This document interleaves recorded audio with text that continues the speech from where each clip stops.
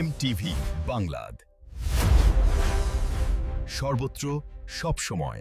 সবাইকে আমন্ত্রণ জানিয়ে শুরু করছি এমটিভি বাংলা সংবাদ। আপনাদের সাথে আছি আমি সানিয়া রাফা শশী। শুরুতেই জানিয়ে দিচ্ছি সংবাদ শিরোনাম। লক্ষ্মীপুরে 12টি সিনেমা হলের মধ্যে 10টি বন্ধ। রিয়াদ বাংলাদেশ আন্তর্জাতিক ইংলিশ স্কুল ক্যাম্পাসে মাতৃভাষা দিবস উপলক্ষে আলোচনা সভা অনুষ্ঠিত। জামালপুরে জাতীয় সঞ্চয় সপ্তাহ শুরু হয়েছে। Pabna Siddique Memorial school and college 1 যুগ পূর্তি ও 13 বর্ষে পদার্পণ পালিত। এখন দেখবেন বিস্তারিত। এক সময়ে সব শ্রেণী পেশার মানুষের বিনোদনের মাধ্যম ছিল সিনেমা হলগুলো। বাংলা ছবির মান ও আধুনিকতার কারণে গত 5 বছরে লক্ষ্মীপুরে 12টি সিনেমা হলের মধ্যে 10টি বন্ধ করে দিয়েছে মালিকপক্ষ। যে 2টি সিনেমা হল চালু রয়েছে তাও বন্ধের পথে। তবে বাংলাদেশে নিম্নমানের ছবি ও ডিশ লাইনে ভারতীয় ছবির প্রভাবকে দায়ী করেছেন মালিক ও দর্শকরা। তবে জেলা তথ্য অফিসার বলেছেন এই শিল্পকে টিকিয়ে রাখতে কাজ করেছে সরকার। ইতিমধ্যে প্রতিটি জেলায় তথ্য কমপ্লেক্স করার উদ্যোগ নিয়েছে সরকার। লক্ষ্মীপুর প্রতিনিধি কিশোর কুমার দত্তর পাঠানো তথ্যচিত্র দেখুন। জেলা তথ্য অফিস সূত্রে জানা যায়, লক্ষ্মীপুরের 5টি উপজেলা 12টি সিনেমা হল ছিল।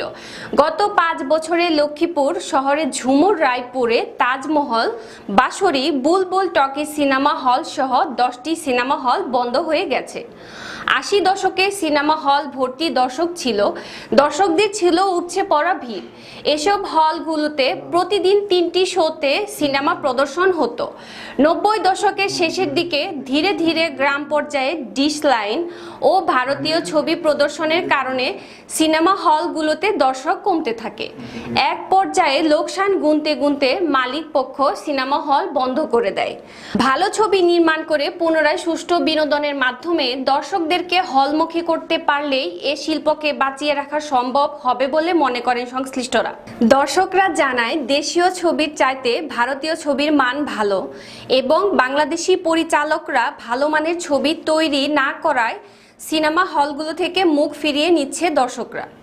ভালো মানের ছবি তৈরি হলে দর্শকরা হলমুখী হবে। ভারতের ছবির নাম বাংলাদেশ থেকে অনেক ভালো, তাই সবাই ভারতের ছবির দিকে ঝুঁকিয়ে পড়ছে। চলচ্চিত্র অধিদপ্তরের নিকট ভালো মানের ছবি নির্মাণ করে দর্শকদের হলমুখী করার দাবি জানিয়েছেন দর্শক। Globixa Study Abroad, your gateway to global education. একটি বিশ্বস্ত ও প্রফেশনাল এডুকেশন কনসালটেন্সি প্রতিষ্ঠান। ছবির যে কাহিনীগুলো চাইতে দেখা গেছে আমরা বাইরের ছবিগুলো ভালো দেখতেছি, তারপরে এখন বাংলাদেশের নামটা ভালো লাগতেছে, ফাগুন হাওয়া নাম শুনে আমি ছবিটা দেখতে আসছি। এবার দেখা যাবে কতটুকু ভালো হয়। আমাদের বাংলাদেশের ছবি গুণগত মান অনেক খারাপ। আমরা দেখতে পাচ্ছি ইন্ডিয়ার যে সব ছবি করতেছে কলকাতাতে, ওইসব ছবি গুণগত মান অনেক ভালো, কাহিনী অনেক সুন্দর। আমাদের বাংলাদেশের পরিচালকরা ওরকম কাহিনী করে ছবি তৈরি করতে পারে না বিদেয় বাংলাদেশ থেকে মানুষ ছবি থেকে মুখ ফিরিয়ে নিচ্ছে। এখন সিনেমা দেখতে না আসার পিছনের প্রধান কারণ হচ্ছে ভালো কাহিনী দিয়ে চলচ্চিত্র নির্মাণ করা হচ্ছে না। চলচ্চিত্র একটা শিল্পী সমিতি, মানে শিল্পীদের জায়গা, একটা শিক্ষণীয় একটা জায়গা, একটা ভালো শিল্প। এই শিল্পকে ধ্বংস করার পিছনে কোনো গ্রুপিং থাকতে পারে না। আর আরও একটা কারণকে আমি মনে করি, যেটা অ্যান্ড্রয়েড মোবাইল বা যে আধুনিক তথ্য প্রযুক্তি, যে এটা দেখা যাচ্ছে যে একজন মানুষ যদি হাতের কাছে সব কিছু পেয়ে যায়, সে কিন্তু টাকা খরচ করে সিনেমা হলে আসবে না দেখতে। সে জানতেছে যে আমি 2 মাস বা 3 মাস পরে আমি একটা চলচ্চিত্র বা একটা নাটক বা যে কোনো একটা ইভেন্টস আর কি আমি পেয়ে যাচ্ছি, সেটা আমি 2 মাস পরেই পেয়ে যাবো। সুতরাং আমার দেখতে যাওয়ার দরকার নেই সিনেমা হলে। একটা মূলত অন্য একটা কারণ। ছবিটা সত্যি অসাধারণ ছবি। এটা আমাদের যেমন ইতিহাসকেও জানে, তেমনি বাংলা ইতিহাসের সাথে সাথে আমরা কিছুটা রোমান্টিক হলেও জানতে পারি। এটা আমাদের ইতিহাস নির্ভর একটা গল্প অবলম্বন লেখা হয়েছে। এটা দেখে সত্যি আমরা গ্রাম্য যে মাতৃভাষার জন্য জোর দেওয়া হয়েছে সেটাও আমরা কিন্তু জানতে পারি এই ছবিটা দেখে। শুধু আমরা বই পড়ে কিন্তু মানুষ অনেক সময় শহরের ইতিহাসটুকু জানতে পারছে, কিন্তু গ্রামের ইতিহাসটুকু জানতে পারে না। ছবিটা দেখে কিন্তু মানুষ আরও গ্রামের ইতিহাসটা জানতে পারবে। আর এইসব ছবি তৈরি করলে মানুষ দিন দিন সিনেমামুখী হবে। ইতিমধ্যে জেলার 12টি সিনেমা হলের মধ্যে 10টি বন্ধ হয়ে গেছে। সিনেমা শিল্পকে টিকিয়ে রাখতে কাজ করেছে সরকার। ইতিমধ্যে প্রতিটি জেলার তথ্য কমপ্লেক্স করার উদ্যোগ নেওয়া হয়েছে। এই তথ্য কমপ্লেক্সে থাকবে অত্যাধুনিক সিনেমা হল। যেসব সিনেমা হল বন্ধ হয়ে গেছে তার প্রধান কারণ হচ্ছে ছবির মান এবং দিন দিন দেশীয় সংস্কৃতি প্রায় বিলুপ্তি হওয়ার কারণকে দায়ী করেছেন জেলা তথ্য অফিসার মোহাম্মদ সিরাজুল ইসলাম মল্লিক। বন্ধ হচ্ছে ছবির মানগত দিক দিয়েও আছে, তারপরে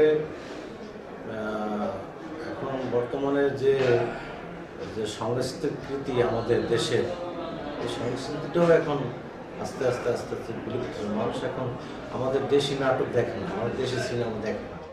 মহান আন্তর্জাতিক মাতৃভাষা দিবস উপলক্ষে Riyadh Bangladesh international English school ক্যাম্পাসে আলোচনা সভা ও শিক্ষার্থীদের ভাষা শহীদদের নিয়ে কুইজ প্রতিযোগিতা অনুষ্ঠিত হয়। পরে কুইজ প্রতিযোগিতায় অংশগ্রহণকারী বিজয়ীদের মাঝে পুরস্কার বিতরণ করেন অনুষ্ঠানের প্রধান অতিথি রিয়াদ বাংলাদেশ দূতাবাসের economic minister doctor Mohammad Abul Hasan. School পরিচালনা কমিটির চেয়ারম্যান ডক্টর শেখ মোহাম্মদ আহসানুল হক এর সভাপতিত্বে নুজাইমা তাসনিম ও জেরিন তাসনিম এর যৌথ সঞ্চালনায় অনুষ্ঠানে বিশেষ অতিথি হিসেবে উপস্থিত ছিলেন English school board of treasurer doctor Manoj Kumar Dutta, sports ও কালচারাল ডিরেক্টর ডক্টর মাহমুদ, অধ্যক্ষ বজলুর রশিদ, ঢাকা মেডিকেল সেন্টারের মার্কেটিং এক্সিকিউটিভ অফিসার, সাংবাদিক ও নাট্যকার মোহাম্মদ জাহাঙ্গীর আলম হৃদয় সহ এই সময় শিক্ষক শিক্ষার্থীরা উপস্থিত ছিলেন। অনুষ্ঠান শেষে সকল বীর শহীদদের রুহের মাগফিরাত কামনা করে বিশেষ দোয়া পরিচালনা করেন শিক্ষক মোহাম্মদ আব্দুস সুবহান। For the participation of their students.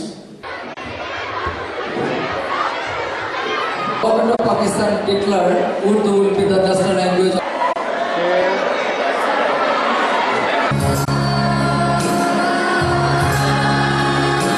সঞ্চয় সমৃদ্ধি সোপান এই প্রতিপাদ্যকে সামনে রেখে জামালপুরে জাতীয় সঞ্চয় সপ্তাহ শুরু হয়েছে। তানভীর আহমেদ হীরা জানান, আজ সকালে জেলা সঞ্চয় অফিসের আয়োজনে শহরের কাচারি মাঠ থেকে এক বর্ণাঢ্য র্যালি বের হয়ে শহর প্রদক্ষিণ করে। র্যালিটির নেতৃত্ব দেন জেলা সঞ্চয় ব্যুরোর কর্মকর্তা আব্দুল খালেক। এর আগে এক আলোচনা সভায় বক্তব্য রাখেন প্রভাষক তরিকুল ফেরদৌস, সঞ্চয় কর্মকর্তা জাহাঙ্গীর আলম সহ আরও অনেকে। এ সময় বক্তারা নিরাপদ অর্থনৈতিক সমৃদ্ধি কল্পে বিভিন্ন মেয়াদের সঞ্চয়পত্র ক্রয় করার মাধ্যমে অর্থনৈতিকভাবে নিজেদের স্বাবলম্বী করে তোলার বিষয়ে আহ্বান জানান এবং 2041 সালের মধ্যে একটি উন্নত দেশ গড়ব। ছোট ছোট ভাবনা বিন্দু বিন্দু জল গড়ে তুলে দীর্ঘ 42 বছর পর ফেব্রুয়ারি উপজেলা মাধ্যমিক শিক্ষা Pabna Siddique Memorial school and কলেজের নানা কর্মসূচির মধ্য দিয়ে 1 যুগ পূর্তি ও 13 বর্ষে পদার্পণে পালিত হয়েছে। শহীদ অ্যাডভোকেট আমিন উদ্দিন স্টেডিয়ামে দিনব্যাপী সাংস্কৃতিক ও কনসার্ট নানা অনুষ্ঠানের মধ্য দিয়ে 1 যুগ পূর্তির আয়োজন করা হয়। উক্ত অনুষ্ঠানে প্রধান অতিথি হিসেবে উপস্থিত ছিলেন পাবনা 5 আসনের সংসদ সদস্য ও জেলা আওয়ামী লীগের সাধারণ সম্পাদক গোলাম ফারুক প্রিন্স।